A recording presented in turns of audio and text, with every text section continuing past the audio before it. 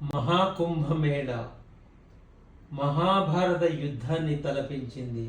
మహాకుంభమేళ కడు కమనీయమై రమణీయమై మహనీయమైన గంగా యమున సరస్వతి నదుల సంగమంలో అమృతపు చినుకు అమరత్వాన్ని అద్ది ఆరోగ్యాన్ని ఆనందాన్ని అందరికీ పంచాలని కుతూహలం కురిపించగా, తండోపతండముగా జనజాతర సాగించగా, దుమ్మురేగిన ధూళి ఎగిసిన పవిత్రతకు పరమావధి అయిన పాతాళ గంగగా సాక్షాత్కరించిన సరస్వతీ నదీమ తల్లిని, దయను దాక్షిణ్యాన్ని ఒసగుతున్న గంగా యమునల ప్రవాహంలో 3 మునకలు మునిగి ముల్లోక ప్రదక్షిణ చేసిన తపన అమోఘం, అద్వితీయం.